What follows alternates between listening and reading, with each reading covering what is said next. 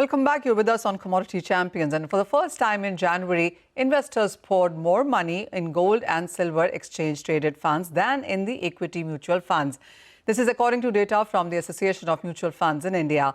Gold and silver ETFs together attracted over 33,500 crore rupees in net inflows, while total equity mutual fund inflows stood at just around 24,000 crore rupees. Inflows into gold ETFs alone stood at 24,050 crore rupees, more than double compared to the previous month, while silver ETFs saw a similar surge in contrast. Equity mutual fund inflows fell 14% from the month of December. Investors appears to be betting on precious metal ETFs as prices rallied amid surging geopolitical tensions and a growing preference for safe haven assets. The gold ETFs alone have attracted 61,000 crore rupees in inflows so far this fiscal year. So what lies ahead for these funds, and is this the right time to invest? Joining us now to discuss that is Chirag Sheth, his principal consultant South Asia at Metal Focus. Chirag, hi, thank you so much for joining in. We've been talking about this for a very long time now on how people are not buying jewelry, they are investing. But they're not just investing in physical, they're also buying huge amount of ETFs. And the number that we see in the month of January, a record number. How are you analyzing this? No, I think, Manisha, absolutely. This is probably gold's, moment of truly financialization. We've seen that over the years, people have started to move towards other assets. You had sovereign gold bond, which was very, very popular. And now, given what gold prices have done, you are seeing a shift towards gold ETFs. I think what has essentially happened is that people are now looking at other opportunities to invest in gold outside jewelry or physical. And I think that's why ETF is doing well.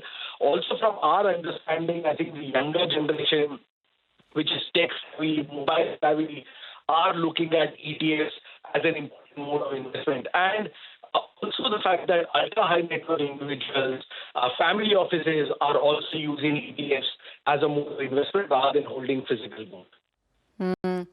While Chirag, January has been quite high in that sense, but do you see it getting followed through by Feb and March? Because yes, Jan was high and the prices were still at all-time highs, but Feb has seen some amount of profit taking right now. Would you say redemptions could be coming in at a similar speed? I think redemptions would have happened had gold prices fallen further. What we've seen is that gold prices fell. Then, it's kind of recovered, and now we are again talking about $5,500, $5,800. So, it's not as if gold prices have been continued to fall. Had that happened, then we would have seen the risk of redemptions increase. But I think at this moment, we are seeing a pretty positive view towards gold. Even when we speak with, people on the ground, they're saying that footfalls have started to happen. So I think a lot of people, there is interest in gold. And given the fact that prices have not fallen sharply, you're seeing interest continue to remain pretty solid. Chirag, well, that's about gold, and it has been a safe haven for a long time. And yes, people have a lot of interest in that. It's an asset class on its own. Silver is a new one, and what it has done in last 12 months, very, very volatile. Is it an asset class yet? Are people just trying to make use of what the prices have been? Do you see a stronger base in silver also getting created, like what has happened in case of gold? Look, silver is absolutely an asset class, but that asset class comes with its own set of volatility. And I think something that we've already seen, I think, look, silver ETFs have done phenomenal, close to 4,000 tons of holding. We've seen massive inflows in the last 1 year. But I would agree with you that a lot of these inflows have come in essentially from tactical investors who are looking at, benefiting from the silver price rally rather than gold, where, people look at gold as a strategic investment. So I think silver investment moves, essentially, be it physical ETFs, would all depend on how silver prices behave over the next, 1 or 2 months. If prices continue to correct, then we'll see outflows coming in. But if they continue to hold where they have, then we may see continued inflows into silver, because a lot of people have been on the sidelines. They have not had the opportunity to enter into the metal. And I think they would still, look at an opportunity to buy silver.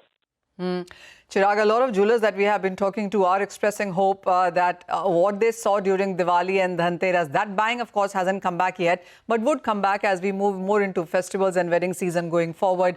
While investment continues to be a theme, and I was just talking to Tanishk and they said 50% of buying right now has some element of exchanging old gold into new jewelry that they're buying, still into that with the way the higher prices are. Are you looking at investment continue to rank much higher, or do you see jewelry come back in case of India in some sense? No, I think we've seen that segments of jewelry like chains or rings people were used to buy, and as for the investment, they have buying that is already done. They will continue bringing, and all of that given. Well, the investment will continue to be very, very strong, but physical buying will come back in Sensum, especially when it comes to wedding season going forward. And people who buy small do tend to buy during the festivals as well. But those are the numbers that clearly have been making headlines since morning today.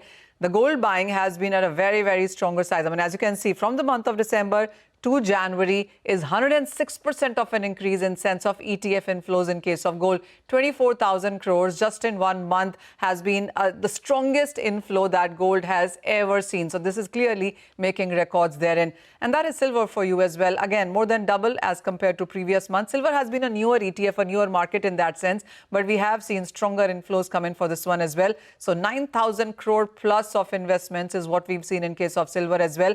Out of nearly 6,000 tons that India imports every year, 2,000 tons has been physical buying. A lot of buying, as we can see, has happened in the month of January alone. So that's the kind of quantity and amount that we're looking at in case of buying, much higher than what equity is done. That has slowed down for a second straight month. But gold and silver, strong base creation, and as everybody has been telling us, it has been about retail buying, family offices, HNIs, institutions, with the way the global markets have been in sense of geopolitical tensions, trade and tariff concerns, US dollar declining, and of course that whole debasement theory. All of that seems to have supported gold and silver as an asset buying is what we've seen in the Indian markets. Very, very strong numbers coming in on your screen there.